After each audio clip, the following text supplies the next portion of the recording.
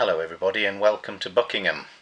The layout is obviously very well known and has been very much photographed and recorded in the magazines over the years, and it was thought that it might be a nice idea to bring people a video presentation of the layout for the event. Sadly, we've not been able to do what we hoped to do because that needed 2 or 3 people in the shed working the layout and somebody else filming it, and the present restrictions have made that pretty much impossible.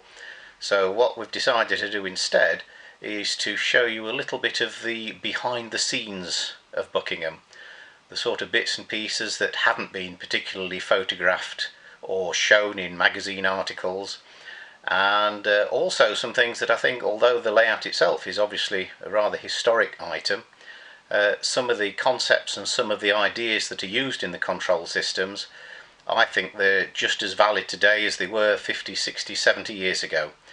So what I'll do is I'll try to show you how the control systems on Buckingham work, how they were designed, and how they allow the layout to be operated in what I think is a very, very satisfactory way. So first thing we'll look at will be the control panel and the switching arrangements at Buckingham Station itself. Here we see the original diagram that Peter Denny had on the layout. This lays out the track plan of the terminus at Buckingham. All the points and signals are numbered. You can also see that bottom left there's a little bit of a crib sheet as to what levers to use for certain moves. And you can also see from the amount of Tipex that there is on the diagram how many alterations were carried out over the years. One of my regular operators, Alan, found the diagram slightly difficult to follow, so he's kindly drawn out a slightly more spread out version with the signals in their correct places. And this is the one that we tend to use when we're operating the layout nowadays. This is the control panel at Buckingham. The item on the left is the block instrument, which allows the operator here to offer and to receive trains from Granba Junction. The controller, which is an old ECM comp speed type. The grand total of 3 section switches, one above the other there. The booklet with the timetable. All the rest of the controls all relate to the loco shed. So the little red knob top right makes the turntable work. The isolating switches are for the various roads in the loco shed, and the old black 2-position switch changes the direction of the turntable. But generally speaking, the vast majority of the layout is controlled just simply from the 3 section switches there, and the rest of the operation is through the lever frame. And as it should be on a signal box, the signals are operated by red levers, the points are operated by black levers. All the actual operation of the points and signals themselves is mechanical. The points are operated mostly by metal rods and cranks, and the signals are operated by a thread with a spring return. But the really interesting bit is the electrics, and you can see some of the levers have no electrics attached to them at all, and some of them, especially the ones at this end, have a fairly complex arrangement of wiring and switches attached to them, and on the next slide we'll talk through some of those. The first thing that we'll look at is the signalling for trains departing from Buckingham and going round to the next station along the line, which is Granba Junction. Now, the main signals for the departures are covered by the first 7 levers on the lever frame, levers numbers 1 to 7. Number 7 is the advanced starter signal and is required for all departing moves. To make it easy for the operator, signal 1 is the departure signal from platform 1, signal 2 platform 2, signal 3 platform 3, signal 4 platform 4. Signal number 5 is from the goods yard on the near side of the station, and signal number 6 is on the far side. So any departing move from Buckingham requires the use of either 1, 2, 3, 4, 5 or 6 plus number 7. So there are 2 signals needed for each departing move. And what these signals do, when the levers are in the frame, the electricity supply is very much on the Buckingham controller. As soon as you pull any of those levers out, so if for example a train's departing from platform 1 and you pull signals 1 and 7, signal 1 transfers the track on platform 1 to the Granba controller, and signal number 7 transfers the departure line from beyond the end of the platform also through to the Granba controller. So once the train has been offered to the Granba Junction operator and has been accepted on the block instrument, you pull the relevant points, which for platform 1 would be point number 11. You pull signal number 1, you pull signal number 7, and you tell the Granba operator that the train is ready to depart by giving train entering section 2 bells on the block instrument. The Granba controller will then be turned on and the loco will be driven round from the Granba end with the Granba operator controlling it all the way. And as soon as the train has passed the end of the platform, you can put signal 1 back to danger, and as soon as the train has passed signal number 7, you can put number 7 back to danger, and then those sections are then transferred back to the Buckingham controller. I don't think I would expect anybody today to actually go so far as to make their own electrical switches as Peter Denny did. His were made from phosphor bronze or other metal wipers. I will pull one of the levers out, which is number 1, and you can see the contacts being made and broken there. But the same principle could be applied equally well with a lever working micro switches, or using a proper lever frame rather than wooden sliders. But the actual principle can be applied to layouts not necessarily using this sort of technology. When the levers on from numbers 1 to 7, when they're back in the frame like that, the actual platforms are isolated.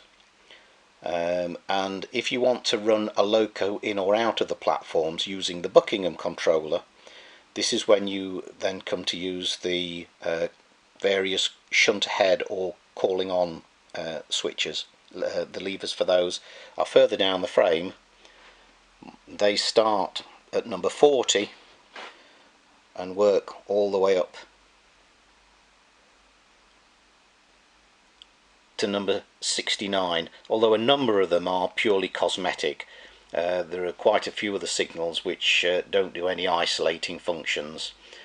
So the ones that do the vast majority of the work are down at this end, and they're numbers 40 through to numbers 49, and we'll talk through those next. If we go back to the diagram now, we can see how the signals for departing trains and for shunting out of the platforms are set out. Platform 1 has a shunt ahead signal 42 underneath it. Platform 2 has number 2 as the starter signal and 43 and 44 as the shunt ahead signals. Platform 3 has 45 and 46, and platform 4 has 48 and 49. Now the signals 42 through to 49, they will apply the power from the half the platform, the departure end of the platform. They'll put that onto the Buckingham controller. So if you've got stock that's in the platform, you've got an engine on it, you want to shunt it to another platform, say you're in platform 2 and you want to shunt it to platform 1, you pull signal number 43 and it allows you to shunt along the up main line to the far side of the gantry. You then obviously put signal 43 back, and if you're shunting it into platform 1, you can see there shunt signal 65 will then put power onto the platform and allow you to shunt the stock back into platform 1. All the shunting arrangements are on that similar sort of basis. So if you're shunting from the up line, the upper line, the departure line, you have signals 61 through to 65, which allow you to shunt back into any of the platforms or into the goods reception road. And if you're shunting on the down line, you've got 66, 67 and 68, which allow you to shunt back into the platforms. There's no access to platform 1 from the down line, so you don't need the fourth signal for that one. But all the shunting moves then are covered by these, say, either calling on or shunt ahead signals. I've put the scenic cover back on top of the control panel, firstly to hide the mess of wiring that's under there, and also to show these plungers which are located above some of the signals.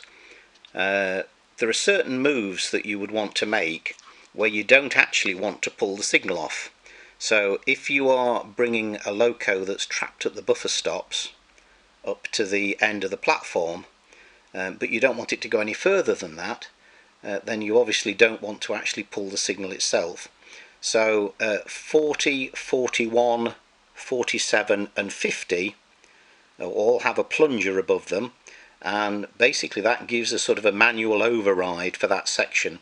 So if you want to bring a train that's trapped in the buffer stops at platform 2 up to the end of platform 2, you can pull signal 40, which is a shunting disc right at the platform end, and you can press the plunger above it, and that will allow you to bring the loco that's trapped at the buffer stops right up to the starter signal, but it won't go any further than that, and it doesn't actually lower the starting signal, so it doesn't give you the impression that you can go past it. And that can be quite useful when you're actually departing a train that is going to Granba, because if, say for example, you're departing a train from platform 2, you can lower signals 2 and 7, as I've already said.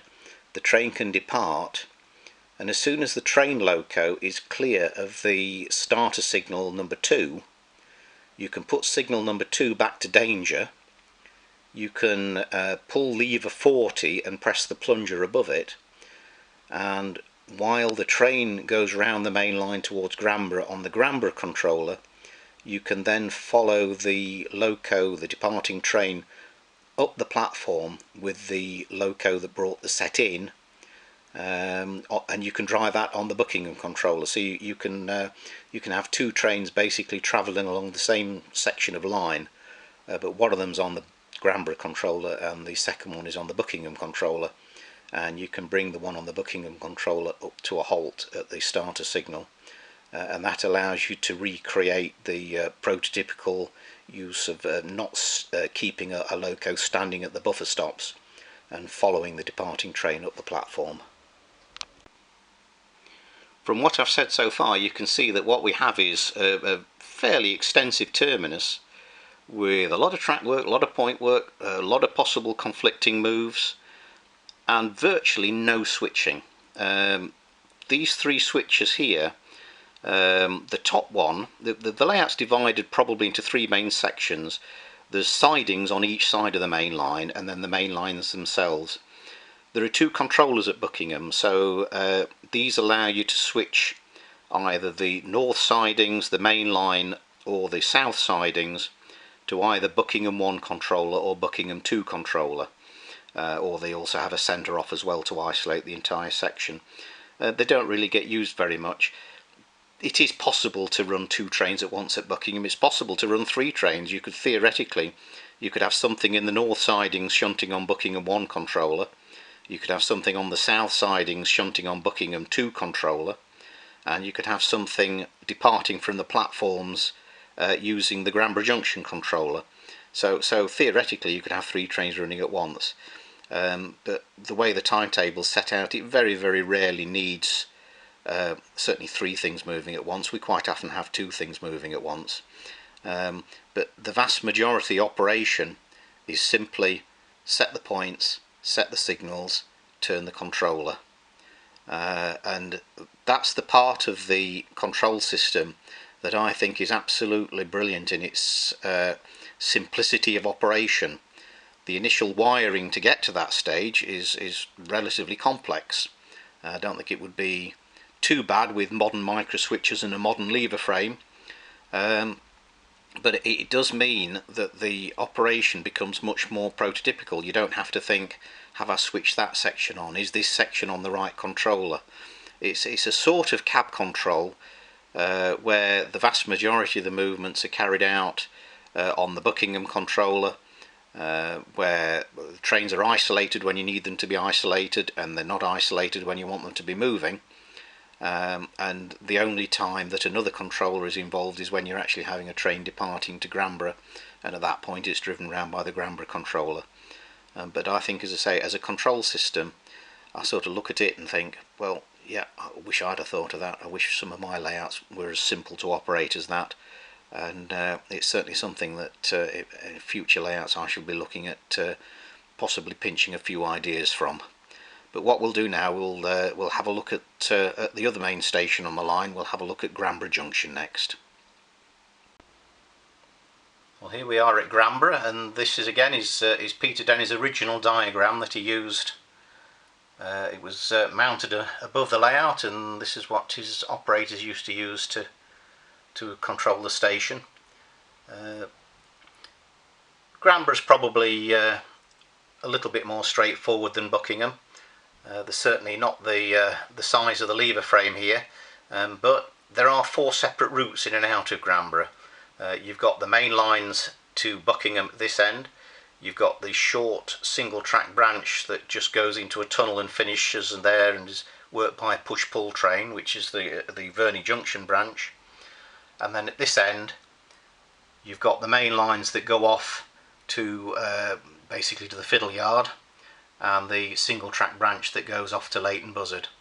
So here you actually have 4 block instruments and 4 different entry and exit points. The control panel at Granba Junction is similar in a number of ways. At the moment we haven't got Leighton Buzzard attached, and we haven't got the block instrument for the Granba Junction branch attached. And the automatic crisping that used to work the Fiddle Yard isn't working yet either, so the block instruments here, we've only got one that's working, and that's the one that is used to signal trains to and from Buckingham. I'll just give a little illustration of how that works. Obviously there isn't anybody at the other end, so I'm not going to get any answers, but there's a bell push here, one for call attention. You would get an answer back. 3-1 for a stopping passenger train. And say, for the sake of an example, Buckingham was sending us a stopping passenger train. Once we'd set the route and set the signals, we would then change the block instrument to line clear, and then Buckingham would send us 2 bells, which means that they've pulled their points and signals at Buckingham and the train is ready to depart, and we would then change the block instrument to train on line, and we would drive it round using the controller here. When the train has arrived, 2-1 back to Buckingham to tell the Buckingham operator that it's arrived. The Buckingham operator would repeat the 2-1 back, and then that would go back, and we'd go back to line blocked again. So that's the sort of basic operation of the block instruments. It's a simplified system. We don't have a whole range of bell codes. We have a limited set of bell codes, but it's a very effective way of sending trains from one station to the other without having to shout across, "Oi, are you ready for the goods yet?"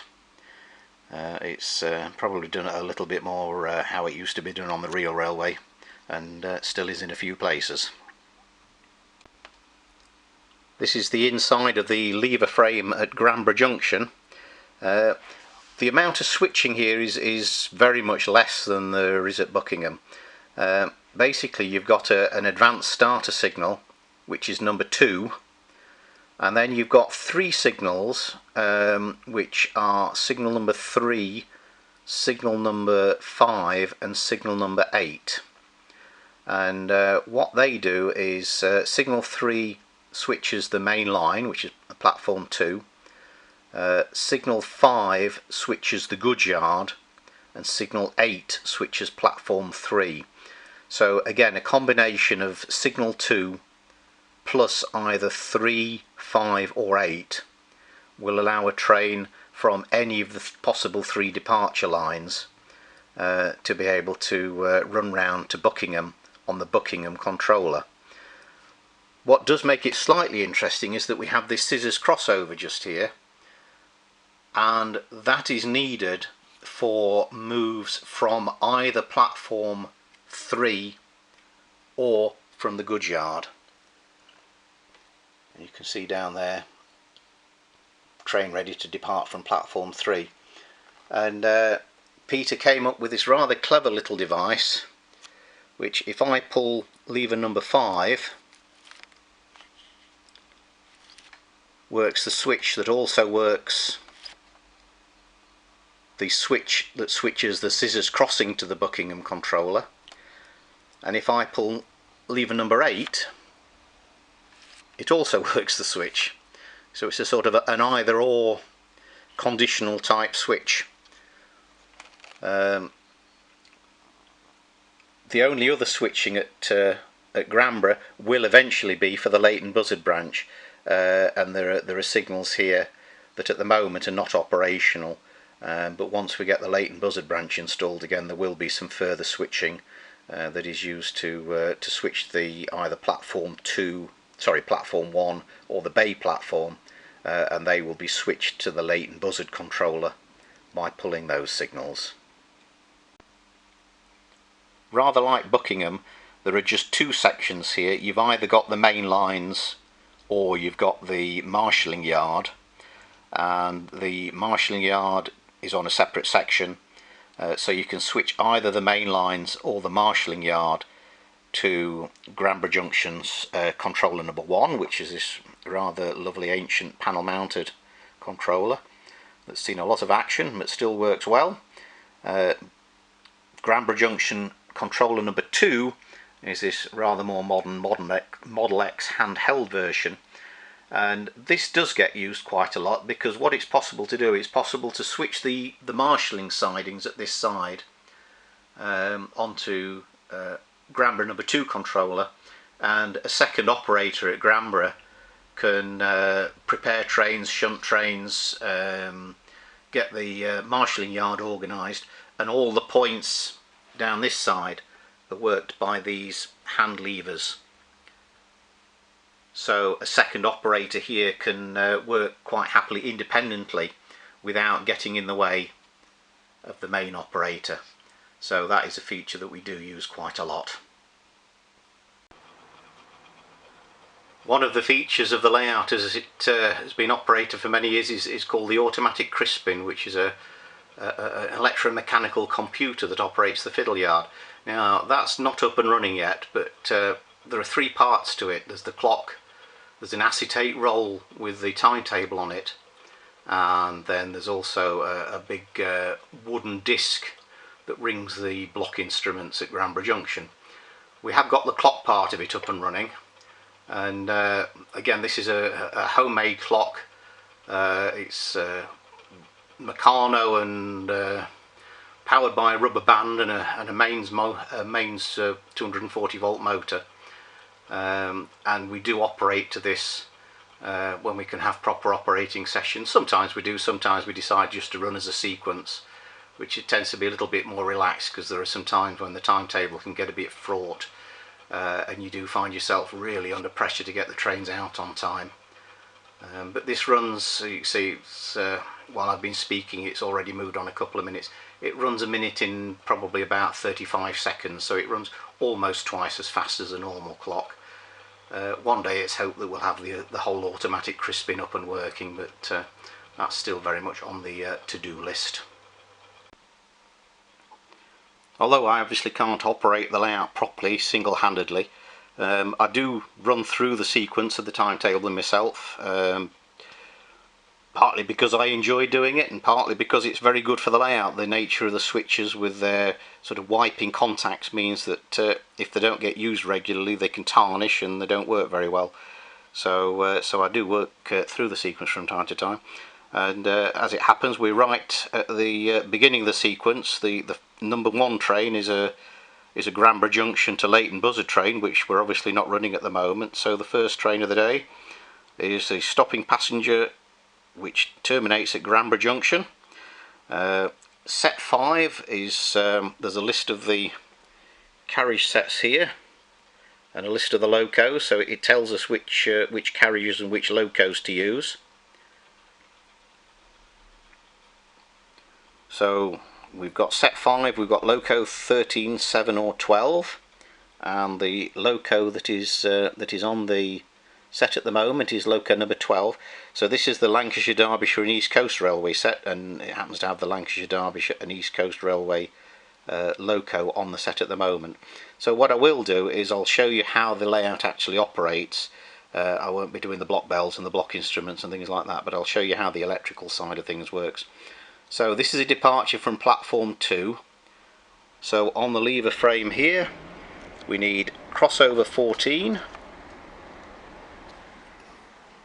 We're starting from platform 3, so we need signal number 3 and we need signal number 7. So that's the signal for the platform, the advanced starter, points are pulled, and all that section is now switched through to the Granba controller. So I'll make my way over there. So here we are at Granba Junction. The only signal that we need here is signal number 1, which is the one to the right of the screen near the signal box. That's the home signal for Granba. Turn the controller, and the train is now on its way from Buckingham. Once it's past the advanced starter signal at Buckingham, the points and signals there can be put back and the operator at Buckingham can start preparing the next move, and everything else that happens with the train from now on is done at Granba. So here she comes around the bend.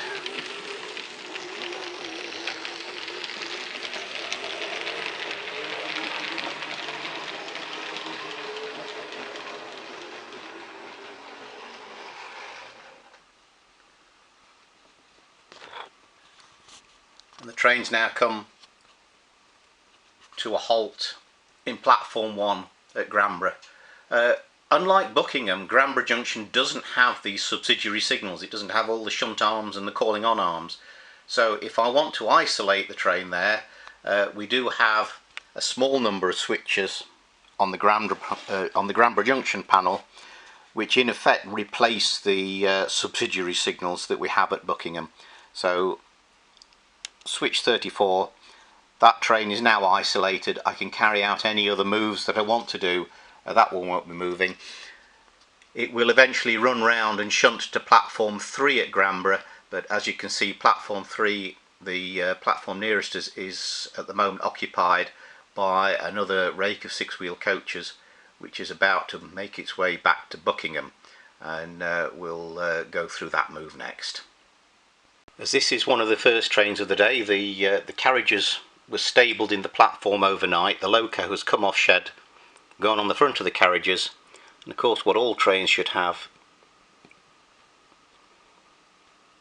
is the correct lamps for the type of train that they're pulling. So all the lamps on Buckingham, they've got a small hole drilled up the inside, a little bit of blue tack pushed up in them, and so all the trains do carry the correct headlamps for the type of service that the locos are working. It's one of the things that was added to Buckingham later in its life. I don't think it was on the very early versions, but later on all the locos were fitted with lamp irons, and a good supply of usable lamps was provided. So the train's all ready to go now. The levers that you need at Buckingham are number 6, which is the point, which is the scissors crossover. The starter from platform 3 is number 8, which I demonstrated earlier, and the advanced starter, signal number 2. So now the train is all set, all ready to go, and I'll make my way across to Buckingham and drive it round and show you how we deal with an arriving train there. The timetable shows us that set 2, which is the rake of brown and cream Great Central 6-wheelers, is due to arrive in platform 3. So the signals that we would need for this one. There's the outer home, which I've already pulled, and then we come round to the rather magnificent gantry, and if I can zoom in on that a little bit, and hopefully trying to watch the lever frame in the camera at the same time. Signal number 18. So we have the signals pulled, and that should give us power now all the way through to the end of platform 3. And the train is on its way round now, so I'll try and follow it round on its journey.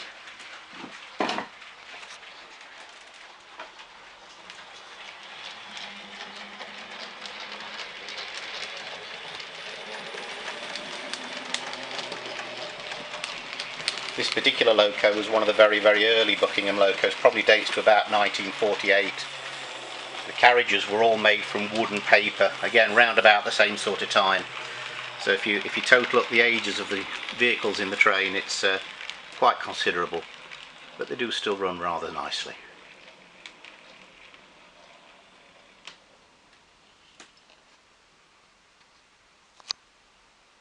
And then the signals 18, 22, back to danger.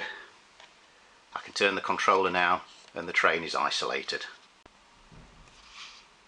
There are several different ways that trains arriving at Buckingham can be dealt with. Sometimes the pilot engine comes onto the back of the stock, shunts the carriages to another siding or to another platform to release the trapped loco. Sometimes the train loco will propel the carriages back out onto the main line where there is a run round loop, and sometimes another loco will come on the back to take the train out. With the rakes of 6-wheel carriages, which run a suburban service between Buckingham, Granbar and other destinations, there are 3 locos that work the 2 sets of carriages, so there's always a spare loco at Buckingham, and this particular one is on shed, ready to back onto the stock in platform 3, and we'll take it out on its next run. So we'll bring the loco out from the shed onto the turntable. This is a Great Central 242 tank, and again the model is fairly ancient. It was built in round about 1947, 1948, and has been running for all those years, carrying out the same duties. The paintwork's a little bit tatty, a little bit tired, but I've got no plans to repaint it or do anything like that. I quite like what Peter Denny used to call natural weathering. I won't try and explain the workings of the turntable. It does work. I don't understand it. I've never really got to the bottom of how it all works, but it does most times automatically stop and automatically line up with the correct tracks. So we have the points 36, signal 55 for coming off the turntable, and the train will back off.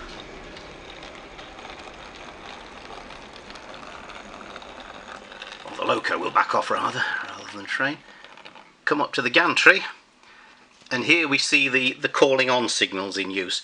So the calling on signal for platform 3 is number 67. So if I pull number 67, see the signal go down, and what that does, it puts power on, but only to the first half of the platform, so the train loco remains isolated.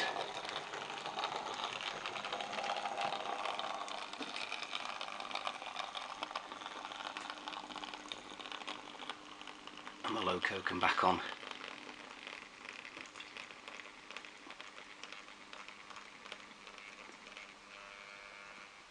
And you can see for a 75-year-old loco, it doesn't run too badly. And that set is now ready to depart on its next journey. Well, I hope that that's given a little bit of an insight into how this lovely old layout works. It's not the sort of all singing, all dancing presentation showing the layout in full operating mode that we hope to be able to bring. maybe another time we can get an operating crew and a proper cameraman and lighting and proper gearing, and a camera slightly better than the little £40 point and shoot camera that I've been using, and hopefully we can put together a better presentation at a later date. I hope it's given perhaps one or two people some ideas. I do know at least one modeller who's been to see Buckingham and has gone away and ended up building some lever frames for their own layout, very much like the ones on Buckingham. So even after all these years, I still think there's something to be learned from the layout. I do think that the control systems, particularly the way that the electrical supply to the track is done through the points and through the signals, is probably as good as any that I've ever seen on a layout. And you know, you don't have the section switches, have I switched this on, have I left this on, is this bit of track on the right controller. It's all done for you. As I said, you change the points, you change the signals, you turn the controller, and that's all you need to do. And as far as I'm concerned, it's the ideal way to operate a model railway. Anyway, I hope people have enjoyed it a little bit. I've enjoyed doing it. Keep safe everybody, and hopefully it won't be too long before we can see each other at one of those, what do they used to call them, exhibitions? Oh, won't that be nice? Look forward to it. All best wishes to everybody, and thanks for watching.